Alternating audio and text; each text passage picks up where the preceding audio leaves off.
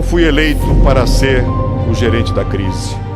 Fui escolhido pelo povo para superá-la, para continuar a construir uma economia estável, moderna, aberta e competitiva, para prosseguir com firmeza na privatização.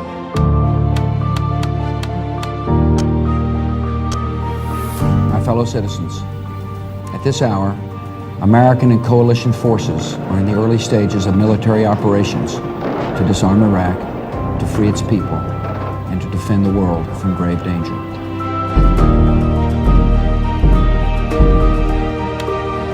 Temos de construir consensos que não eliminem nossas diferenças, nem apaguem os conflitos próprios das sociedades democráticas. Eu estou feliz pela oportunidade que a história me deu de ser a primeira mulher a governar o Brasil.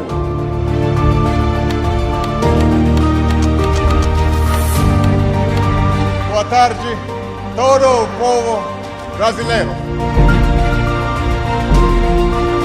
O ajuste fiscal abre espaço para os juros poderem cair naturalmente.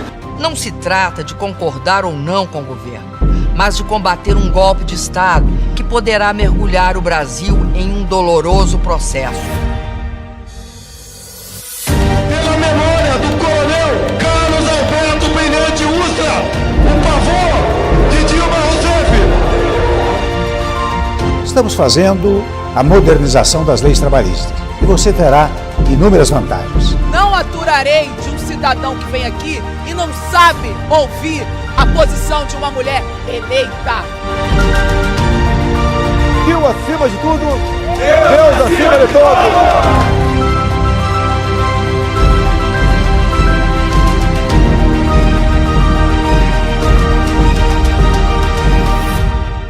A revolta contra a injustiça, a revolta contra esse desequilíbrio social desumano é um fato inescapável. E precisamos, portanto, como jornalistas, contar a verdade como ela é.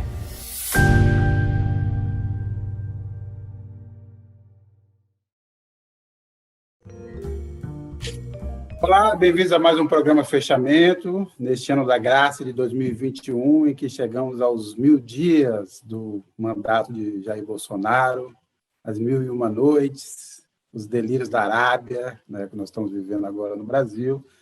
Por falar em delírio das Arábias, nós tivemos essa semana aí depoimentos assim, muito impactantes e também cômicos na CPI da pandemia.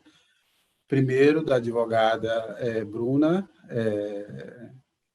que representa ali os 12 médicos que fizeram um dossiê contra a Prevent, sendo que disse coisas ali muito, muito graves, que a gente vai discutir nesse programa. Tivemos também o desempenho, assim, vamos dizer assim, o show do Luciano Hang, o empresário Luciano Hang, que usou ali a CPI como uma espécie de palanque, fez propaganda da própria empresa, estava lá vestido com o seu tradicional terno verde e amarelo, não deu para ver o sapato, mas o sapato era amarelo e combinava com a gravata e com o lenço no bolso, ali sempre muito elegante o Luciano Hang. Hoje a gente teve o Otávio Facuri, que o pessoal chama de empresário, mas na verdade é um sujeito que herdou uma série de imóveis do pai, que vive ali de cobrar aluguel e é tratado no Brasil como empresário. Este é o cenário geral do que estamos metidos no Brasil. Vamos falar também da lei antiterrorismo, que está em tramitação no Congresso, também da reforma administrativa, também ali em discussão na Câmara. São dois projetos ali que envolvem ali muitas questões e são também muito perigosos. Obviamente, então, hoje tem no programa aqui uma série de assuntos, vamos dizer assim, bastante quentes, bastante relevantes. Obviamente, antes eu queria cumprimentar aqui os colegas de bancada. André Barrocal, boa noite. Olá, Sérgio, boa noite. Boa noite, Rodrigo, Maurício e a todos que nos assistem. Também o Maurício Cusgol, diretamente do Rio de Janeiro. Maurício. Boa noite, Sérgio. Boa noite, André, Rodrigo, a todos que nos acompanham. Rodrigo Boa noite, pessoal.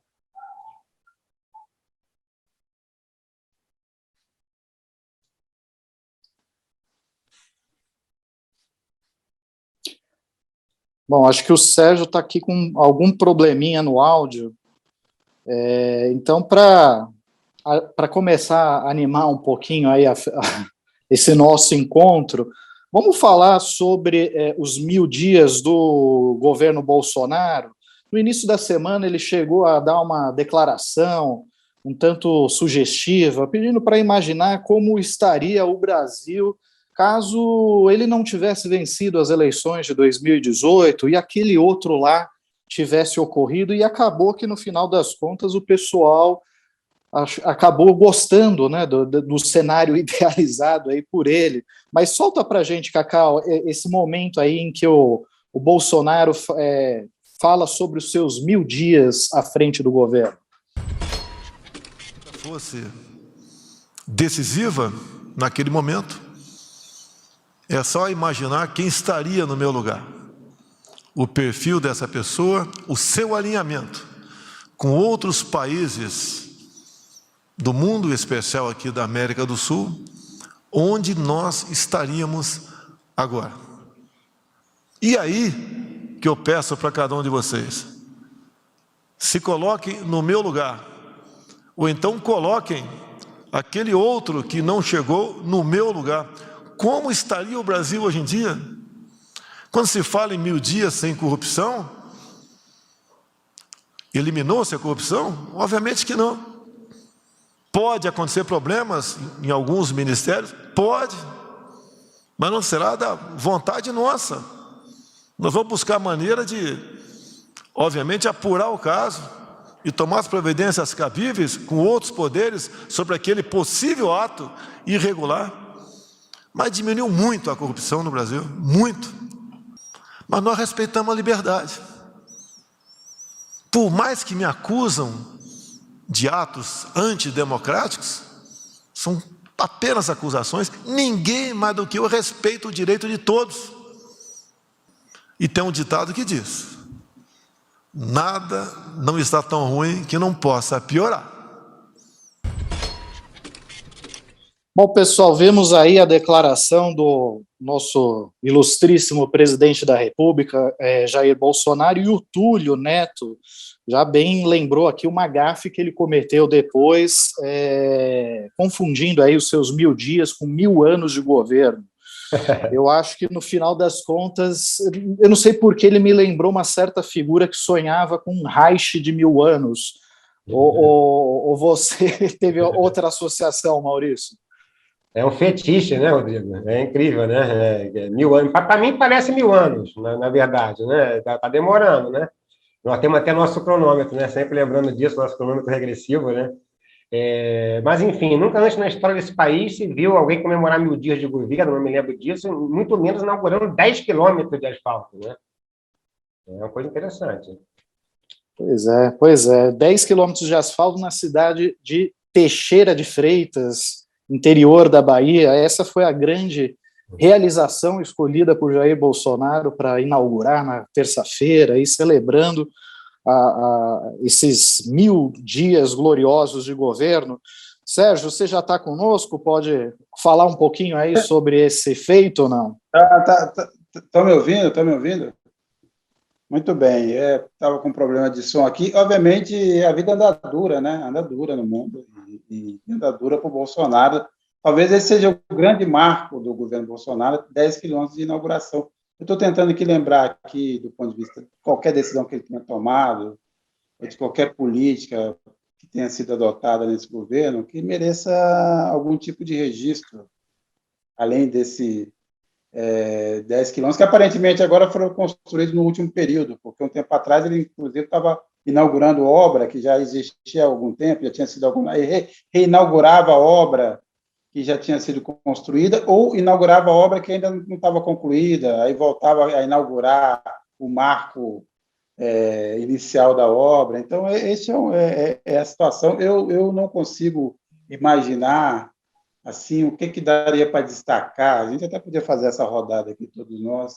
O que seria assim, mais marcante nesses 1000 dias do Bolsonaro, eu vou pensar um pouco aqui, mas eu vou já passar essa bola para o Barrocal para ver se ele pensa em o que seria desses 1000 dias o momento assim, mais marcante da gestão do Bolsonaro. Sérgio, em primeiro lugar, vamos só fazer uma conta rápida aqui. 10 quilômetros são 10.000 metros. 1000 dias significa uma velocidade espantosa de 10 metros por dia, em média, para botar essa estrada da inauguração aí em funcionamento. Veja só, 10 metros por dia. Sobre o que seria possível destacar no governo Bolsonaro nesses 1000 dias, que parecem 1000 anos, eu chamaria atenção para algo que ainda está em andamento, não se tornou realidade, mas do meu ponto de vista, é uma ideia boa, uma ideia correta, e eu falo sem ironia nesse caso.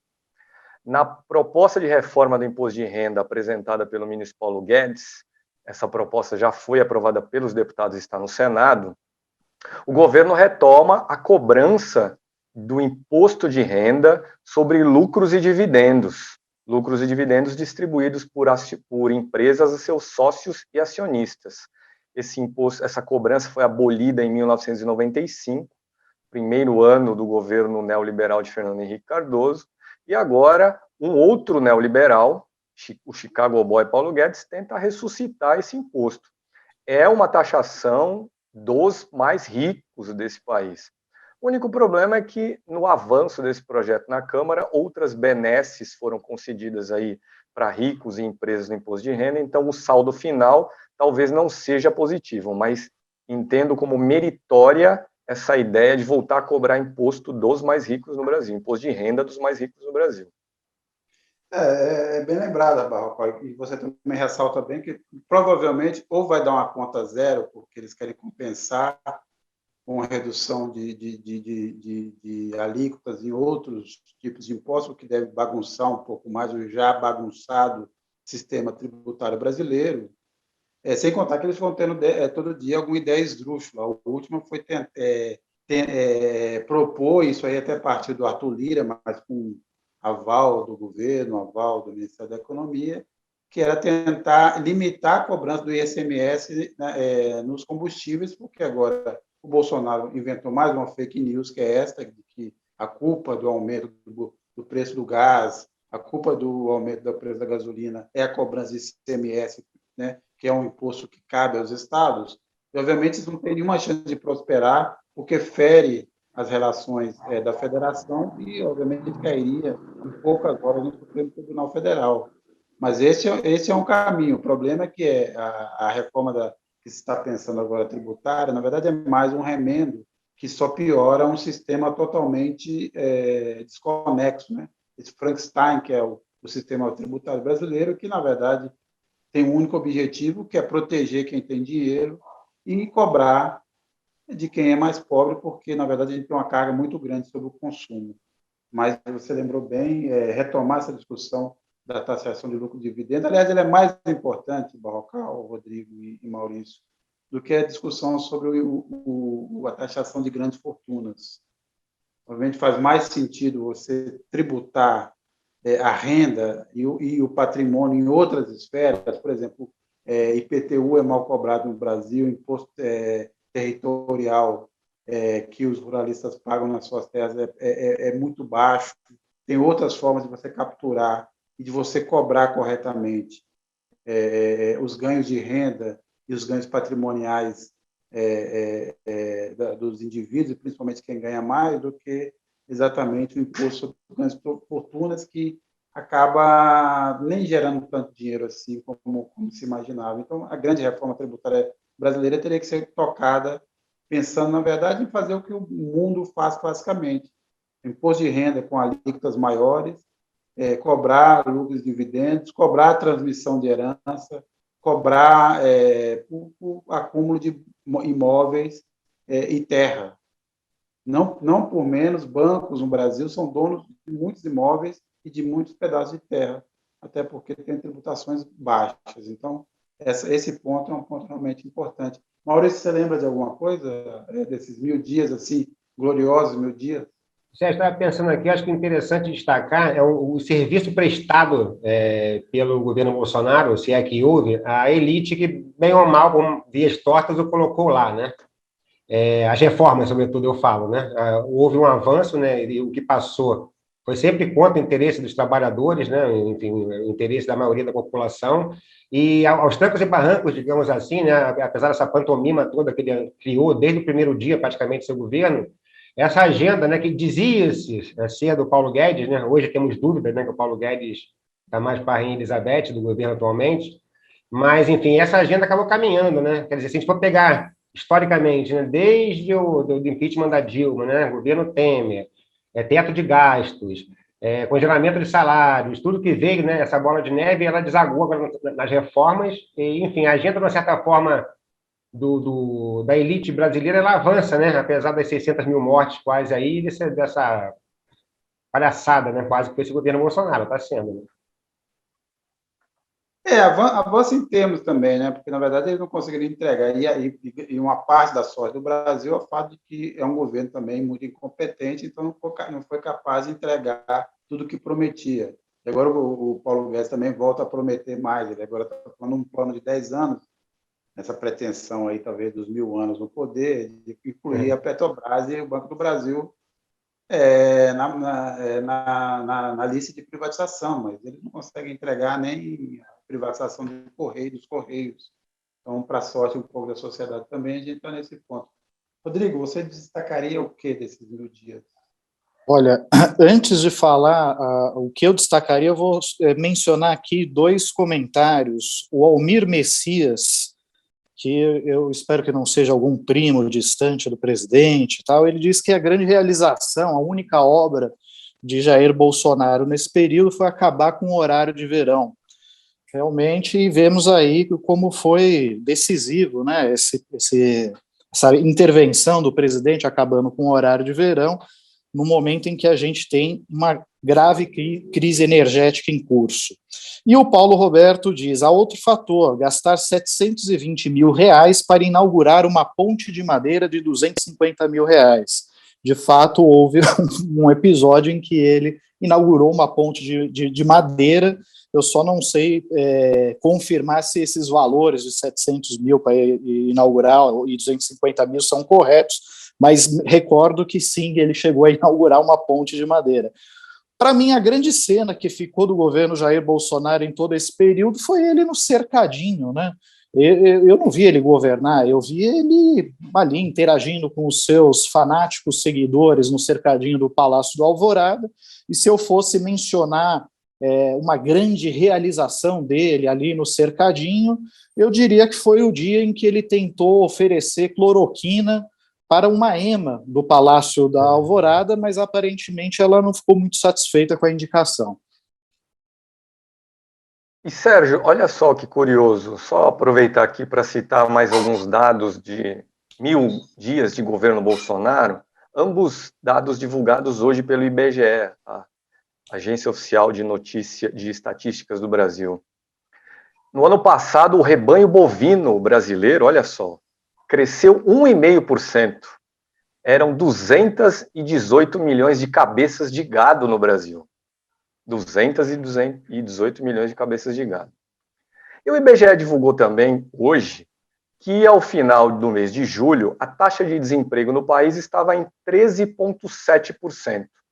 Mais ou menos aí 20 milhões de pessoas estavam ou desempregadas ou desalentadas. Desalento é quando uma pessoa desiste de procurar emprego porque sabe que é inútil, não vai encontrar uma vaga. Então, em julho de 2021, taxa de desemprego de 13,7%. Quanto era essa taxa quando Bolsonaro tomou posse? Em janeiro de 2019. Em dezembro de 2018, essa taxa de desemprego era de 11,6%. Então, ela cresceu 2 pontos percentuais e aproximadamente aí 4, 5 milhões de pessoas engrossam essa estatística, além do que se via em dezembro de 2018. E o IBGE divulgou hoje também a renda média do trabalhador brasileiro no mesmo mês de julho, R$ 2.508, uma queda de 2,9% em relação ao que se via em junho. menos R$ 27. Então, na passagem de junho para julho, o brasileiro passou a ganhar, em média, R$ 27 a menos. Mas em comparação com o que o brasileiro ganhava em dezembro de 2018, logo antes de Bolsonaro assumir o poder, hoje essa renda média é R$ 49 a menos do que quando o Bolsonaro tomou posse. E não bastasse isso, desemprego alto, salário menor, temos aí a inflação, né? Inflação que está quase em 2 dígitos nos últimos 12 meses. Aliás, Barrocal, só uma ponderação, de acordo com as pesquisas eleitorais, esse rebanho bovino diminuiu um pouco, não? Verdade, 218 milhões é mais ou menos o número de brasileiros estimados também pelo IBGE, mas nas pesquisas Bolsonaro tem de 20% a 25% aí de aprovação ao seu governo, de intenção de voto. Então, digamos que o rebanho bolsonarista aí hoje é de uns 50 a 60 milhões de pessoas, né? Para azar, esse rebanho aí não vota, este específico aí. Um grande feito do governo aqui, estou pensando também, foi ressuscitar as motocicletas, né? Um apelo histórico tão grande, né? Eu fiquei espantado aqui quando teve o ato para Bolsonaro, a quantidade que tem desses grupos de motoqueiros, né? Os diversos que apoiam, né? O Bolsonaro, né? Talvez seja por causa das motocicletas, né? Valorizou a máquina, né? No caso, a moto, a máquina. Foi um momento de, vamos dizer assim, uma coisa meio rock and roll selvagem, ao custo de 3 milhões nesse caso. A gente teve essa semana aí depoimentos muito importantes na CPI. Na verdade, um deles, da Bruna Morato, muito importante, que complica muito a situação da Prevent Senior, e 2 depoimentos caricatos. A gente vai falar da Bruna Morato daqui a pouco, eu vou pedir o Maurício depois para fazer um resumo da reportagem de capa que ele assina dessa edição. Mas eu queria colocar uma questão aqui para vocês três, para a gente discutir aqui, é o seguinte. A gente aqui no programa já analisou outros momentos da CPI, embora a CPI cumpra um papel importantíssimo de expor as mazelas, expor os erros, expor a responsabilidade do governo Bolsonaro nesses quase 600 mil mortos do Brasil, nesse desastre que foi a gestão da pandemia, no boicote a quem tentou fazer o trabalho correto e também na corrupção que está por trás de toda a negociação da vacina, do uso de cloroquina. Isso é inegável, a função que a CPI está tendo, um trabalho excelente. Mas, obviamente, isso não impede de, volta e meia, ali, acontecer algum tipo de escorregada. E a questão é sempre o seguinte: vale a pena ou não você convocar para a CPI certas figuras que vão lá, basicamente, tumultuar? Estou falando especificamente aqui do Luciano Hang, né, que aproveitou para fazer um show, quis entrar algemado na sessão, foi impedido, aí durante a sessão ficou mostrando lá uns cartazes, fez propaganda da própria loja, tratou de forma, obviamente, descortês os senadores, um linguajar de péssima categoria, mentiu descaradamente. E aí eu vou perguntar para vocês, vou começar aqui pelo Barrocal, Rodrigo, Maurício, pode ser essa ordem. No fundo, há algum ganho para a CPI ao convocar uma figura como Luciano Hang, que estava lá numa condição, inclusive, nem quis, na verdade, assinar ou se declarar que ia dizer a verdade, ou seja, como ele disse que estava lá na condição de investigado e não de depoente, que ele não ia se comprometer com a verdade. No fundo, isso traz algum ganho para a CPI ou acaba, de alguma forma, desgastando a imagem da comissão no momento em que, no dia, inclusive, posterior a um depoimento que foi um depoimento muito, muito contundente da advogada Bruna Morato. Barrocal, o que você acha? Entendo que a CPI perdeu ao convocar Luciano Hang. Claro que, de antemão, não dava para imaginar que seria tamanho o teatro protagonizado ou encenado aí pelo empresário bolsonarista. Ele, inclusive, iniciou seu depoimento fazendo campanha publicitária da própria empresa, das lojas Havan. Agora, para além da minha opinião, eu vou citar aqui alguns dados objetivos, que mostram que a CPI mais perdeu do que ganhou ao ouvir o depoimento desse empresário bolsonarista. Existe uma consultoria mineira chamada Quaest, que é especializada em pesquisa nas redes sociais, que fez um levantamento sobre as menções à CPI nas redes sociais na terça-feira, dia do depoimento da advogada Bruna Morato, e ontem, dia do depoimento do Luciano Hang. E o que essa consultoria constatou? Que de terça para quarta-feira, o número de menções à CPI nas redes sociais subiu 219%. Só que essa mesma consultoria identificou que do total das menções feitas à CPI nas redes sociais ontem, dia do depoimento de Luciano Hang, 89% foram contrárias à Comissão Parlamentar de Inquérito. Então, estão aí 2 dados objetivos para mostrar que o Luciano Hang foi quem, se teve alguém que ganhou com esse depoimento do empresário Luciano Hang ontem, foi o próprio empresário bolsonarista. Que pode, inclusive, eu acho que saiu dali, inclusive, com alguma possibilidade de se candidatar, né? Ele entra ali assim, como quase toda eleição com uma espécie de tiririca e tal, o Luciano Hang, por exemplo, já desponta como um possível tiririca em 2022. Eu não descartaria nenhum Senado para ele, eventualmente, dado o tamanho da popularidade que ele tem hoje nessa base bolsonarista, né, Rodrigo? Pois é. E eu acho que, assim, era perfeitamente previsível que ele faria esse escândalo, até pelo que ele já prometia às vésperas do depoimento. Ele chegou a gravar um vídeo, eu vou até pedir para o Kaká mostrar aqui, onde ele dizia que ele ia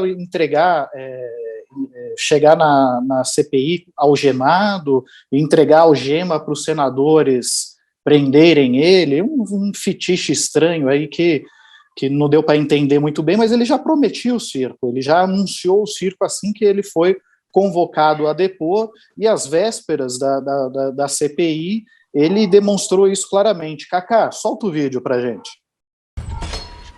Estou vendo essa reportagem feita com o Randolph através da Globo News, e aí um repórter pergunta, mas aí tem a possibilidade de deixar o Luciano falar o que ele quer? Pessoal, eu estou indo na CPI com o coração aberto. Gentileza gera gentileza. Respeito gera respeito. Eu quero que eles façam as perguntas e eu tenha todo o tempo do mundo para responder. Eu tenho todo o tempo. Toda quarta-feira vai estar disponível. Até eu trabalho 24 horas por dia, então eu vou ter todo o tempo do mundo. E se por acaso eles não aceitarem aquilo que eu vou falar, né? Já comprei para não gastar dinheiro com algema, já comprei uma algema, vou entregar uma chave para cada senador e que me prendam. Pois é, então eu acho que era bastante previsível que essa figura caricata, né, fosse aprontar na CPI, fazer esse show, e realmente a CPI ela não tem muito a acrescentar com esse tipo de figura que está ali para tumultuar mesmo, né? Quanto mais ele transforma a CPI em circo, mais benefício isso traz para o governo de Jair Bolsonaro. E é importante destacar que a CPI poderia investigar Hang de uma forma muito mais precisa, competente, sem a necessidade de chamá-lo a depor. Por exemplo, ele é suspeito de financiar grupos de fake news por meio de offshores no exterior, tá? Podia perfeitamente aí já ter decretado a quebra do sigilo das movimentações financeiras dele e dessas empresas que ele tem no exterior, para verificar se houve, de fato, pagamento a grupos que promoveram atos antidemocráticos no Brasil, ou para financiamento desses sites que ficam difundindo fake news, como as que ele próprio difundiu. Em certo momento do depoimento dele à CPI, ele ficou lá fazendo um discurso anti-vacina, fazendo a sua pregação habitual do kit cloroquina e por aí vai, né? Então, assim, era possível comprovar que o empresário efetivamente atuou ou não, colaborou ou não com esses grupos produtores de fake news, sem a necessidade de perguntar para ele, que na condição de investigado, portanto, isento da obrigação de falar a verdade, ele pode simplesmente dizer que não, jamais financiou qualquer tipo de fake news e por aí e fica por aí mesmo sem qualquer consequência maior.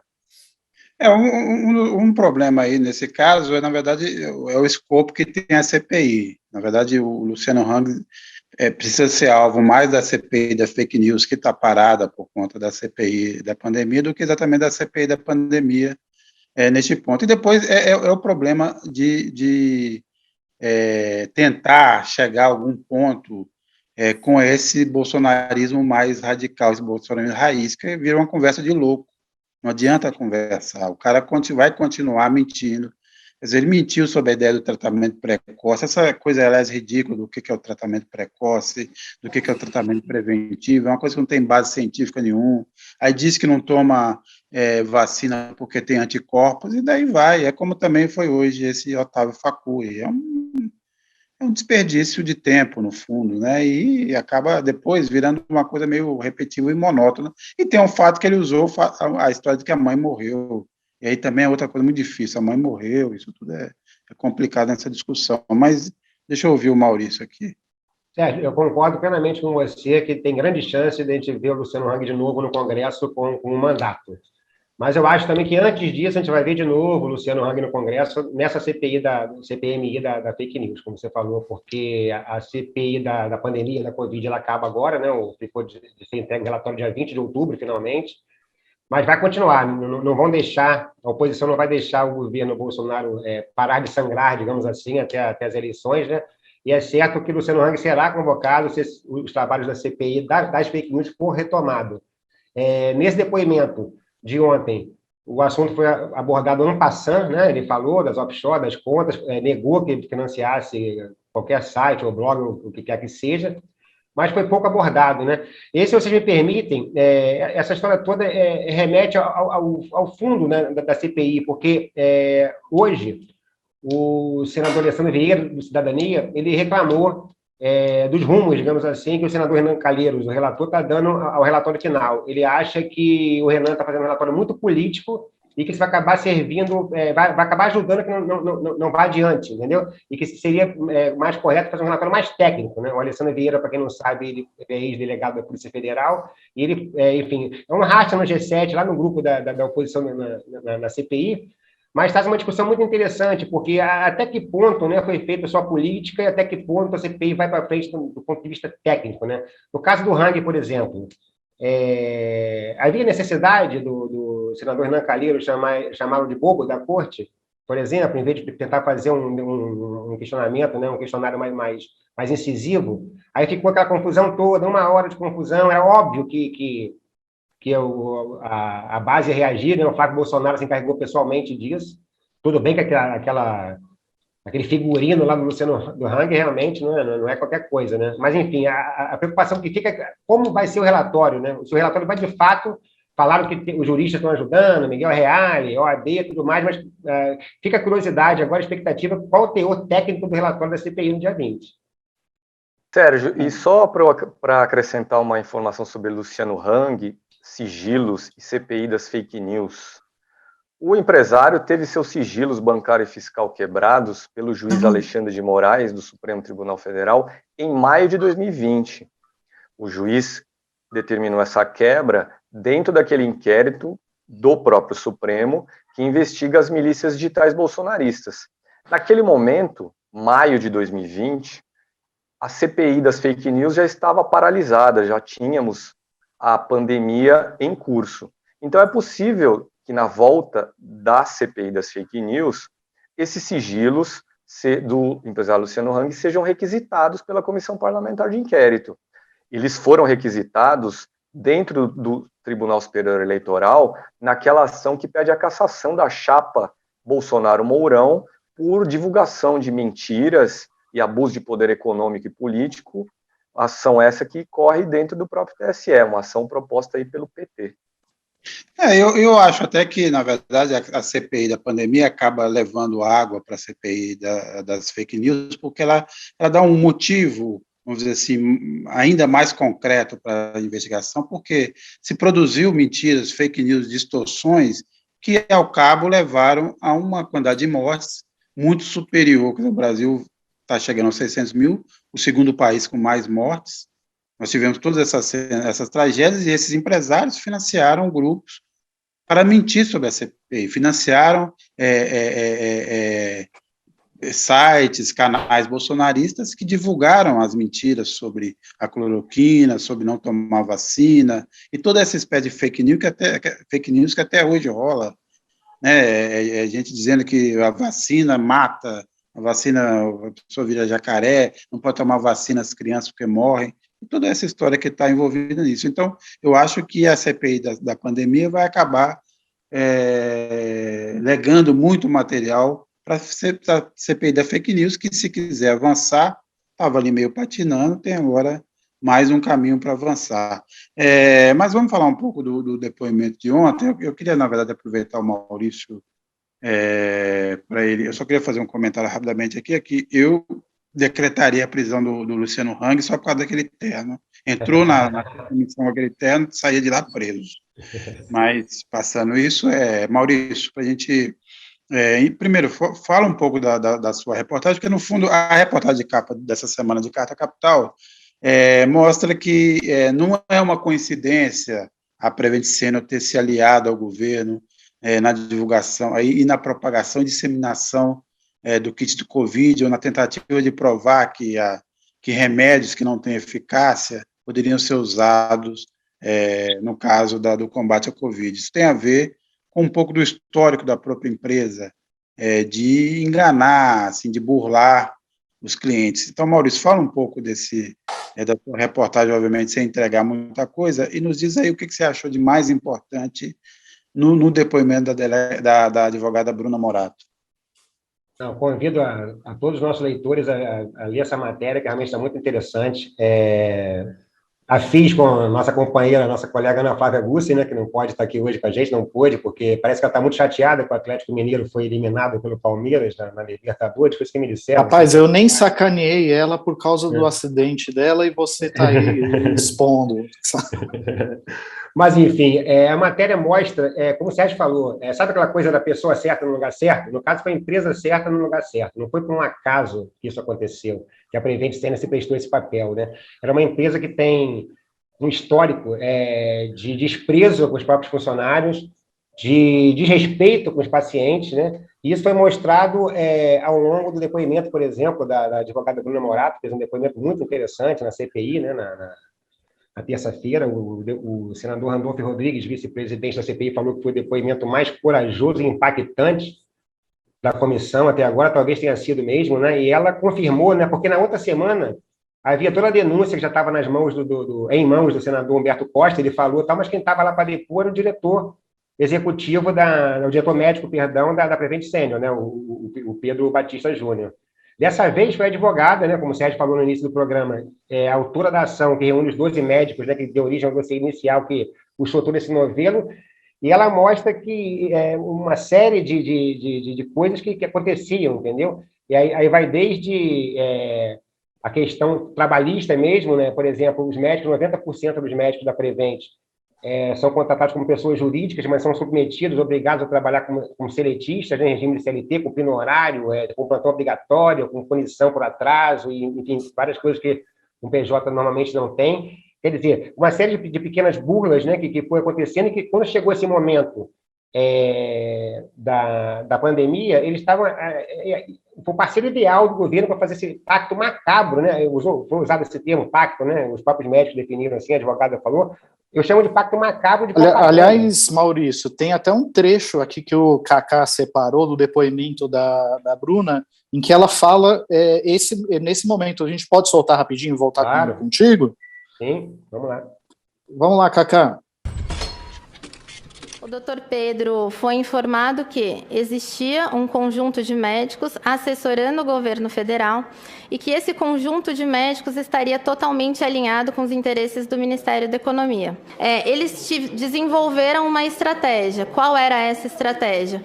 Através do aconselhamento de médicos, esses médicos, eu posso citar também de forma nominal, porque me foi dada essa explicação, era o Dr. Anthony Wong, toxicologista, a doutora Anísia Yamaguchi, especialista em imunologia, o virologista Paolo Zanotto, e que a Prevent Senior ela iria entrar para colaborar com essas pessoas. É como se fosse uma troca, o qual nós chamamos na denúncia de pacto, porque é assim que foi me dito. Alguns médicos descreveram como aliança, outros médicos descreveram como pacto. Essas pessoas citadas eram expoentes do gabinete paralelo.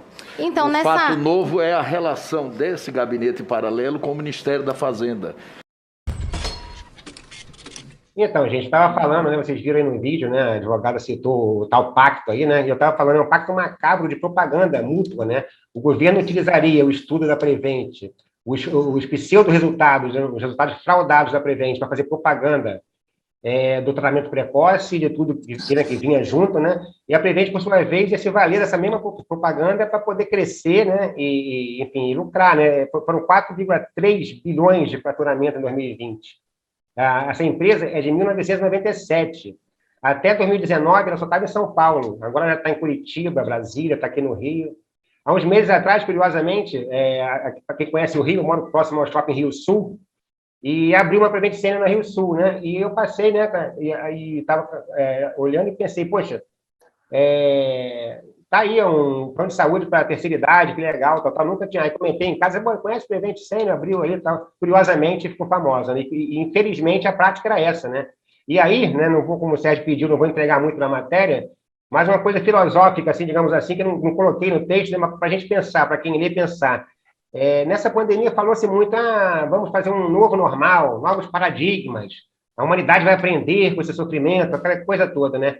E uma das coisas que tem que se pensar, né, pandemia ou não, né, levado em conta, essa questão da mercantilização da saúde, né, cara? Porque você vê que em nome do lucro, da ganância, de retirar o máximo possível com o menos possível, aconteceu essa barbaridade aí. No fundo disso tudo está a mercantilização da saúde, porque enfermeiros colocados no lugar de médicos para pagar menos, pessoas transferidas antes da hora para poder pagar menos, gastar menos, enfim, é uma coisa, por trás disso tudo da ganância, né? Terrivelmente. Aliás, Sérgio, você me permite fazer um comentário rapidinho, não? Diga.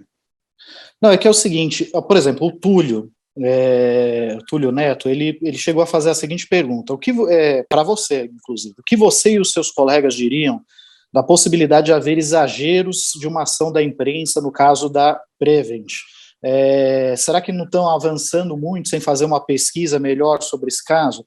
E há vários comentários nas redes sociais que eu tenho visto na mídia, aqui mesmo na caixa de comentários, de pessoas que têm uma boa imagem da Prevent por ela ser um plano de saúde popular que oferece algum tipo de assistência médica a preços não extorsivos para a população que tem mais de 60 anos, que é essa faixa hiperexplorada, né, pelos planos de saúde. Se a pessoa atinge uma certa idade, o plano de saúde vira uma fortuna, né? Os meus próprios pais, eles são clientes da Prevent Senior, e felizmente eles não tiveram que frequentar as unidades nesse período da pandemia, mas assim, realmente são chocantes as revelações que foram trazidas. A gente tem um depoimento de 12 médicos denunciando que eles fraudaram um estudo, denunciando que eles usaram medicamentos sabidamente ineficazes em pacientes sem o consentimento deles, manipularam prontuários médicos. Se o paciente fosse internado, ficasse internado mais de 14 dias, havia uma orientação expressa, e há uma print de conversa de um dos diretores da Prevent recomendando isso, que se o paciente tivesse mais de 14 dias lá, era para ser retirado o código de diagnóstico de Covid. E muito provavelmente foi isso que aconteceu com a mãe do empresário Luciano Hang, que todo mundo sabia que ela foi internada por Covid, o próprio empresário não escondeu isso, mas o atestado de óbito dela não aparecia a doença.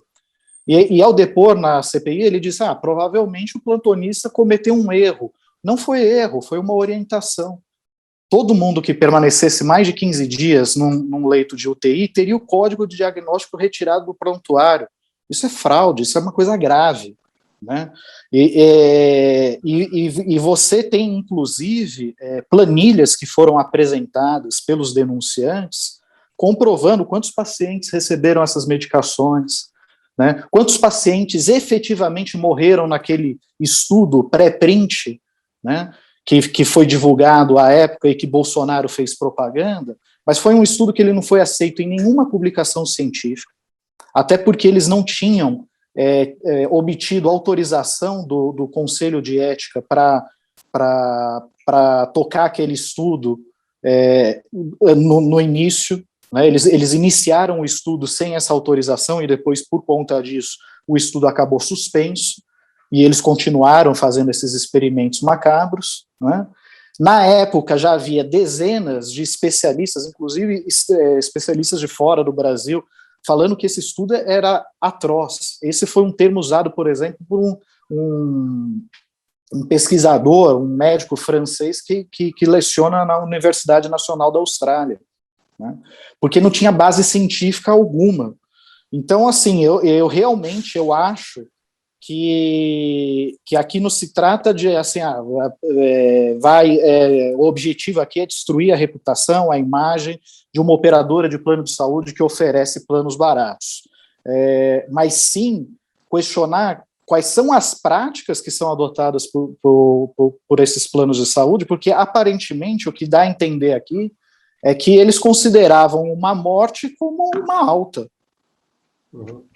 E a própria advogada que representa os médicos chegou a mencionar isso no depoimento dela, na CPI. Então, assim, são coisas muito graves, e note-se aqui também a criminosa omissão do Conselho Federal de Medicina, que desde o início lavou as mãos para o uso de medicamentos sabidamente ineficazes contra o coronavírus, indo na contramão de toda a comunidade científica internacional, né?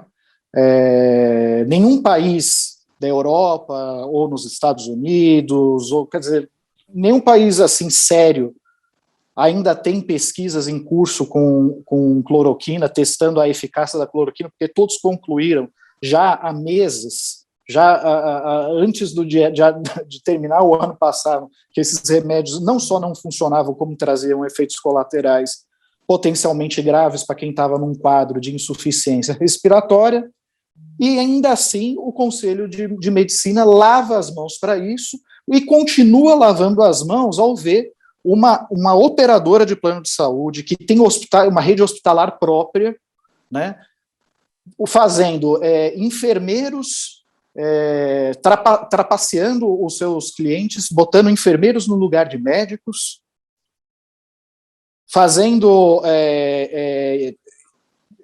estudos, experimentos que não foram autorizados pelo Comitê de Ética, sem o consentimento dos pacientes, sem que os pacientes soubessem que eles estavam no início. Não tem sentido. Tem um outro detalhe também que está na reportagem, que eles recomendavam aos seus enfermeiros, quer dizer, na verdade, proibiam o uso dos equipamentos de proteção para não assustar os clientes, para não assustar os pacientes. Quer dizer, na verdade, potencializaram ainda mais o risco da morte por Covid.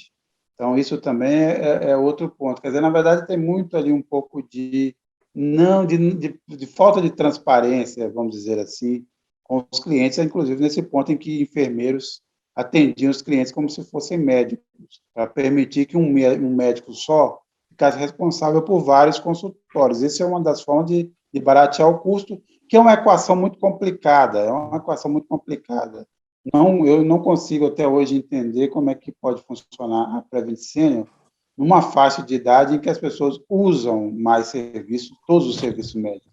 Então, tem mais operações, mais exames, mais internações, vão mais aos médicos, isso é pedra no custo. A gente sabe que a conta do plano de saúde, como de qualquer esquema que se parece com o seguro, é ter uma grande massa de usuários que usa pouco para compensar a possibilidade de quem usa mais, né? Fazer essa compensação, esse é mais ou menos o jogo. Mas tem muita gente aí levantando esse ponto, alguns jornalistas sérios, como Luiz Nassif, por exemplo, levantam questões interessantes sobre essa história da Prevent Senior. Só que o que tem se acumulado nos últimos dias, nas últimas semanas, mostra uma situação muito escabrosa e, na verdade, um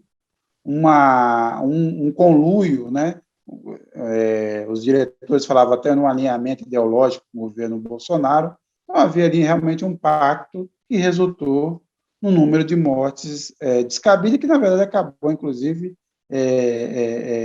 contribuindo para a dificuldade da população brasileira entender que a cloroquina e esses remédios não tinham nenhum efeito, e, ao contrário, até faziam mal quando usados, nesse caso, para combater a Covid.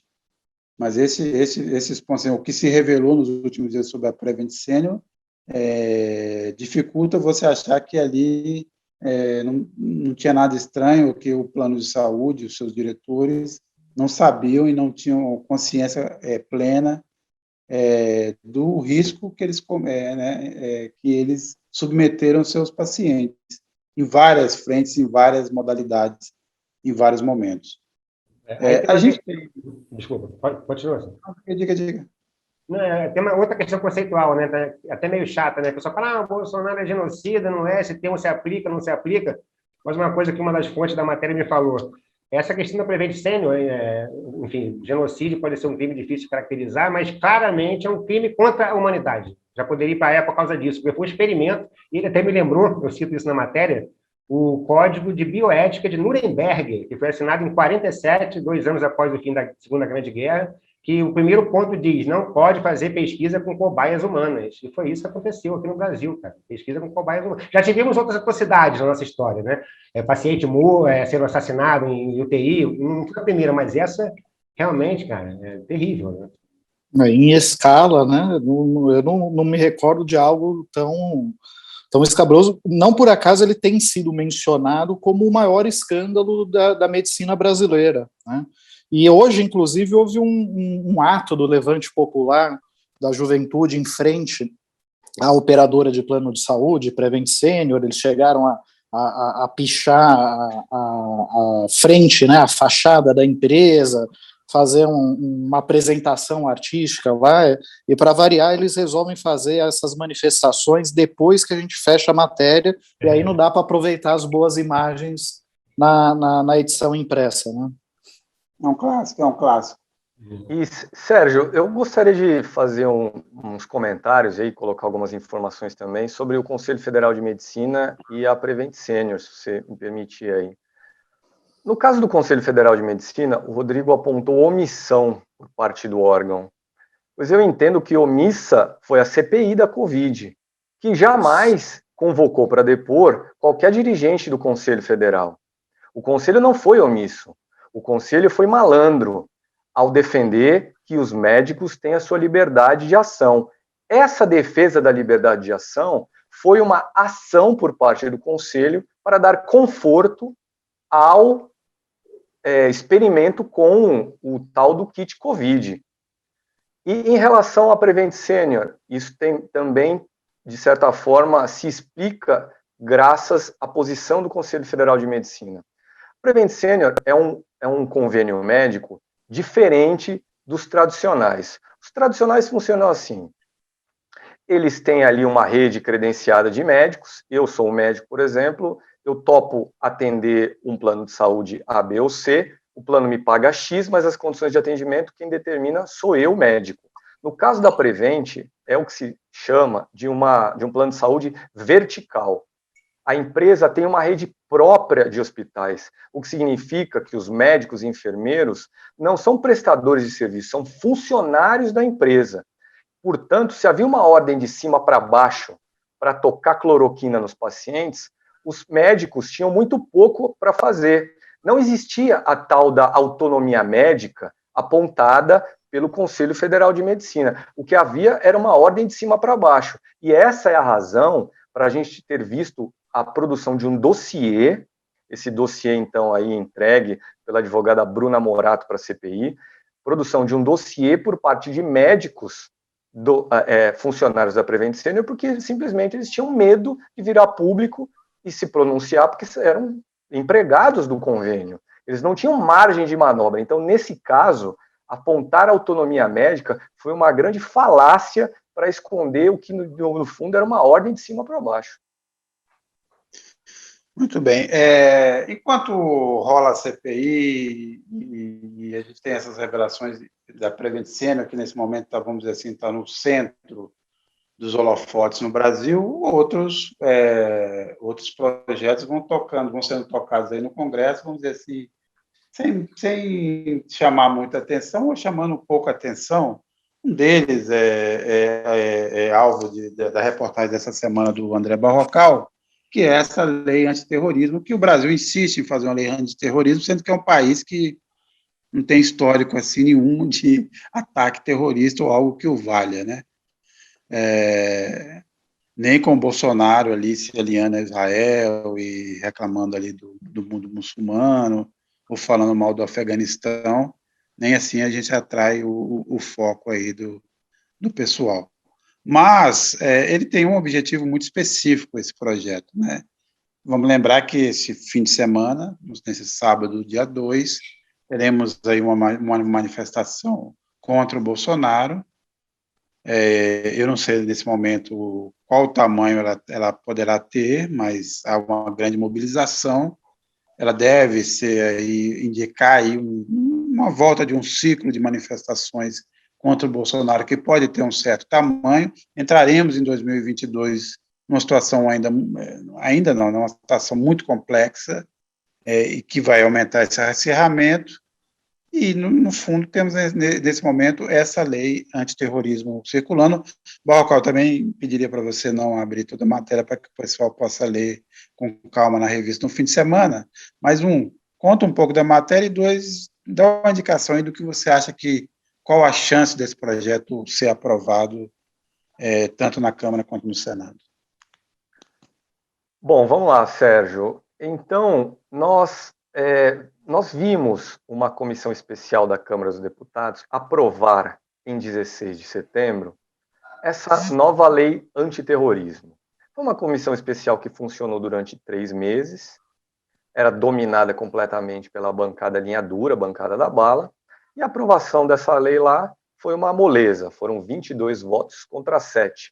Inclusive, na minha apuração, eu descobri que teve gente da bancada progressista que fez um certo corpo mole ali na comissão, não se interessou lá muito pelo tema, particularmente membros do PSB, membros dessa comissão especial, que são do partido PSB.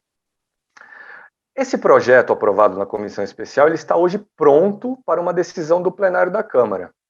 Só depende da vontade do presidente da casa, Arthur Lira. Arthur Lira, que é um governista, um bolsonarista. E qual é o risco hoje identificado por críticos do projeto? É o de que essas manifestações pelo Fora Bolsonaro, que nós veremos amanhã, dia 2 de outubro, e no próximo 15 de novembro, manifestações convocadas pela oposição logo após o 7 de setembro golpista de Jair Bolsonaro. Então, os críticos da lei dizem que essas manifestações podem servir de pretexto para o bolsonarismo querer votar na marra, no plenário da Câmara, essa lei.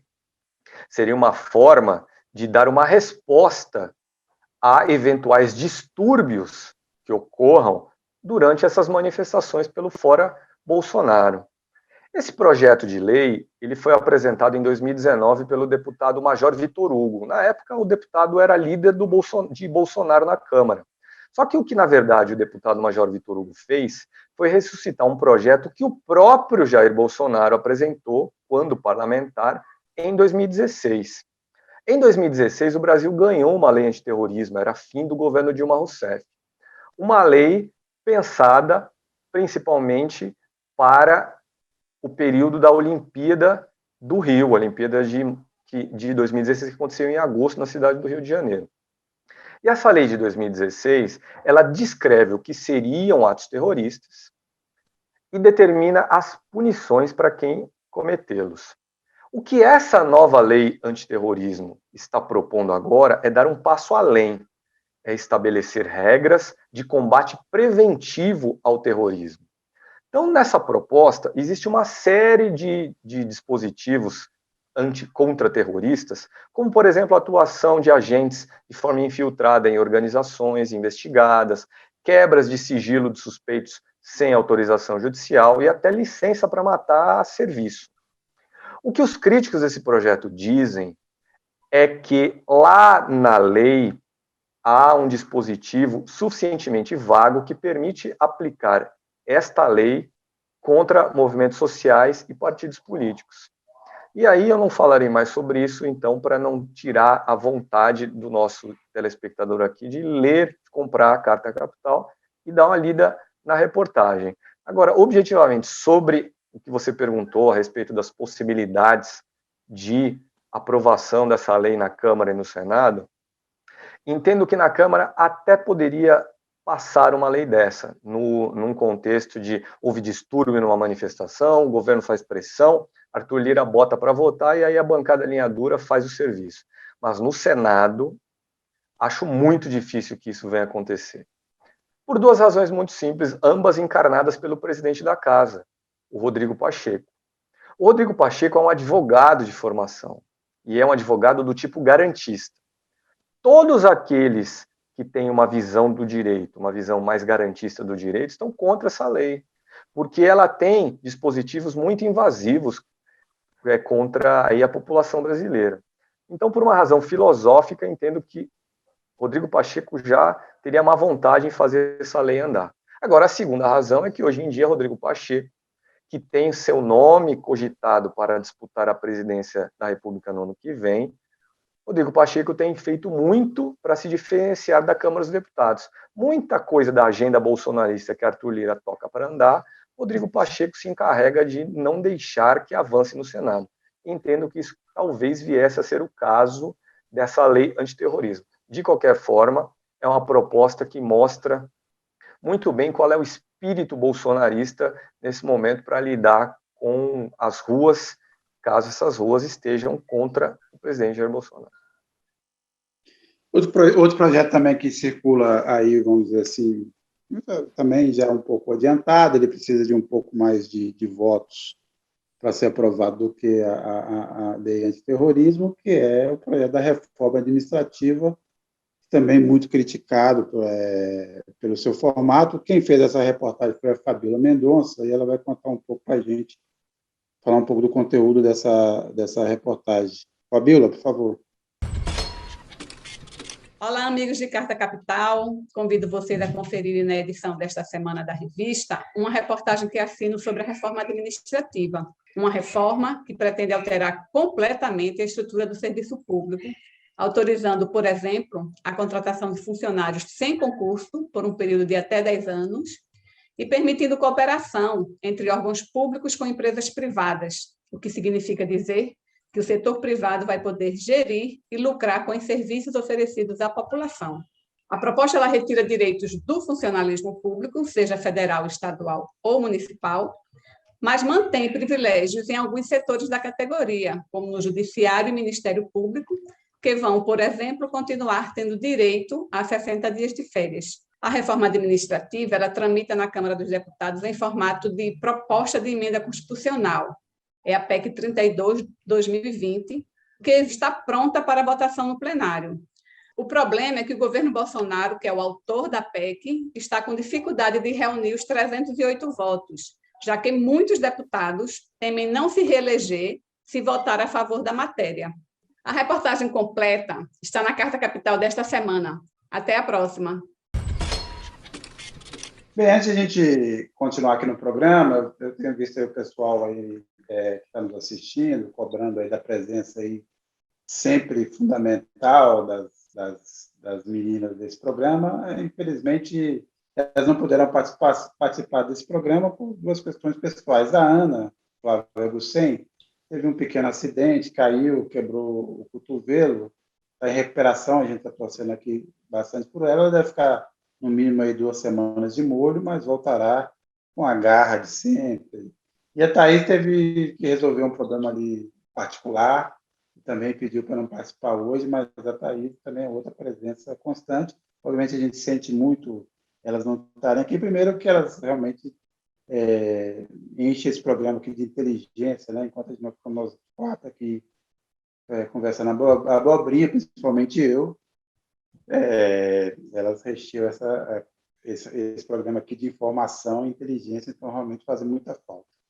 Tivemos aí a participação da Fabíola, e por falar nisso também vamos ter uma participação agora da Ana Paula Souza, editora de Cultura, que vai nos contar um pouco do que tem na sessão essa semana, que é uma matéria muito interessante, assinada por ela própria, que trata de um momento interessante da cultura, da retomada da cultura ali na Avenida Paulista, agora que as coisas estão se reabrindo.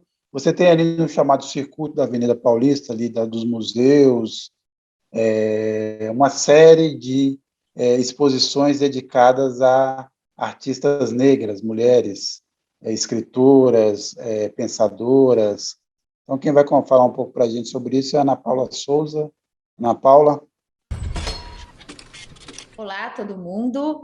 A reportagem principal do Plural essa semana é sobre a presença das mulheres negras em 3 instituições culturais da Avenida Paulista.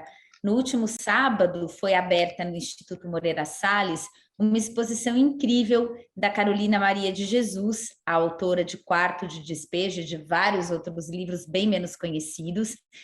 E o Instituto Moreira Salles fica numa ponta da Avenida Paulista, ali perto da Rua da Consolação. Na outra ponta da Avenida Paulista, no Itaú Cultural, tem outra exposição de uma mulher negra, que é a filósofa e também escritora Sueli Carneiro. E bem no meio, no MASP, o Museu de Arte de São Paulo, algumas artistas negras também estão expostas no acervo do museu, que durante muitos anos a gente só via artistas europeus brancos do século XIX. Hoje você tem a presença de mulheres e também de mulheres negras. E essa reportagem, ela ouve as curadoras dessas exposições, que são também mulheres negras. Então, esse é o principal assunto do Plural, e depois tem vários outros assuntos interessantes por lá também. Vou começar aqui pelo Rodrigo Martins. Rodrigo, qual a sua dica aí para o pessoal nessa semana? A dica da semana. Aliás, eu não combinei, mas foi bom ter vindo na sequência da Ana Paula, porque a minha dica da semana é de arte. Um artista foi contratado por um museu da Dinamarca para produzir uma obra de arte com cédulas de papel moeda, né? Era para ele trabalhar ali com aquelas cédulas, assim, e o único tema era: use essa quantidade aqui de papel moeda para você ilustrar o que ganha um trabalhador dinamarquês ao longo de um ano. E aparentemente eles ganham muito bem, porque ofereceram para ele uma soma equivalente a mais de 420 mil reais para ele produzir essa obra de arte. Acontece que pouco antes, né, da exposição, ele mandou uma mensagem para o museu e esclareceu que ele ia mudar um pouquinho o conceito daquela obra, mas que entregaria as telas na data combinada. E, de fato, ele fez isso. Na data combinada, chegou ao museu a caixa com as 4 telas, e as telas estavam em branco, com o título "Pegue a grana e corra". Muito bom, muito bom. Eu diria que é uma grande obra, muito ilustrativa desse momento. Maurício? Pois é, é interessante você ver que, assim, eles não só expuseram essa obra, né, essas telas em branco, mas as pessoas aparentemente parecem muito intrigadas, tentando entender, captar o sentido das telas em branco, não? Falta só alguém comprar e pagar uma fortuna. Daqui a pouco essa obra aí está valendo 10 milhões de euros e tudo mais. É uma possibilidade. Maurício?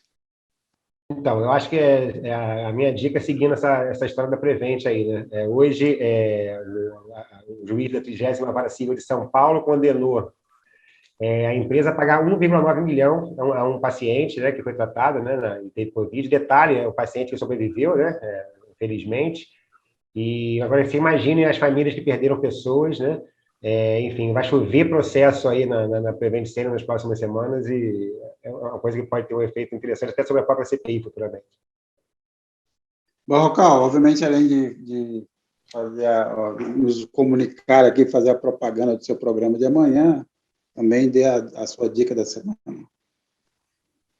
Bom, Sérgio, amanhã, às 16 horas, aqui no canal de Carta Capital no YouTube, eu entrevisto o senador Otto Alencar, ele que é um dos integrantes da CPI da Covid, um dos integrantes médicos, inclusive. A CPI da Covid tem 3 médicos, 2 são do PT, Humberto Costa e Rogério Carvalho, o outro é Otto Alencar. E a gente vai conversar sobre essa reta final da CPI, que tem a votação do seu relatório final marcada para 20 de outubro. Falaremos dessa semana, que foi uma semana muito teatralizada ali na CPI, do que a gente pode esperar ainda até o final das investigações. E para terminar aqui a minha participação hoje, eu gostaria de falar do judiciário.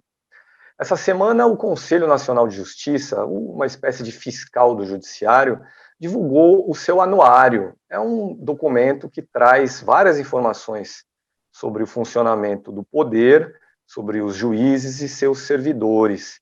E ali nós vimos que em 2020, a remuneração média de cada um dos 18 mil magistrados brasileiros foi de R$ 48 mil. 48 mil reais. Quase 10 mil reais acima do teto constitucional. O teto constitucional é o do salário dos ministros do Supremo. E este teto está desde o início de 2019 em R$ 39 mil. Então, os juízes, a quem cabe fazer valer as leis no Brasil, eles, no caso do próprio salário, dão um jeitinho, são aqueles penduricalhos que eles inventam para driblar o teto, e com isso conseguem embolsar mais do que o limite legal permite, e no caso, então, de 2020, essa remuneração foi de R$ 48 mil.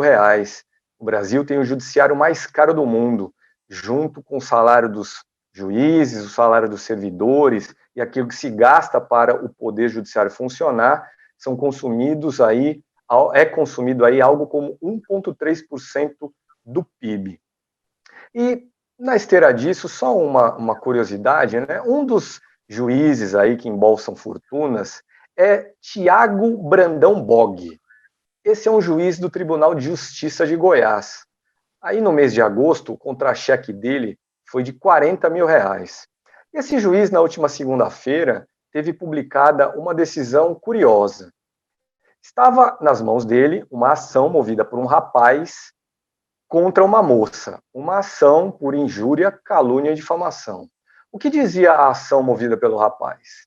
Que essa moça, certa vez na porta da casa dele, tinha gritado que sabia que ele estava lá dentro, que estava com amigos, com drogas e com prostitutas. E aí o rapaz decidiu processá-la porque não gostou do que ouviu. E o que o juiz decidiu? O juiz decidiu contra a ação, portanto contra o rapaz, e a favor da moça. E o que ele escreveu em sua decisão? Que no caso específico de prostitutas, e aliás nem é essa palavra, eu estou sendo elegante, a palavra usada na sentença é uma palavra mais típica aí do linguajar popular, mas o juiz escreveu que fazer uso dos serviços, digamos assim, de profissionais do sexo não constitui algo que deveria ser motivo de vergonha para um homem. Pelo contrário, porque no tempo dele, juiz, no tempo dele mais jovem, usar serviços de profissionais do sexo era até motivo de se gabar perante os amigos, motivo de boa reputação. Então é isso, fica aqui esse caso aí da prostituição ser ou não ser motivo de boa reputação, a partir dessa decisão do juiz de Goiás. E só um detalhe, esse juiz de Goiás, certa vez, citou em uma de suas sentenças o então deputado Jair Bolsonaro, parece ser um juiz bolsonarista. Muito bem. O cara ganha 40 mil reais e nem pode gastar de uma forma digna seu dinheiro numa casa de luxúria. Olha que ponto que nós chegamos nesse país. Bem, eu com isso aqui encerro esse programa de hoje. Agradeço a todo mundo, Rodrigo, Maurício Barrocal. Agradeço a quem nos acompanhou e até a próxima.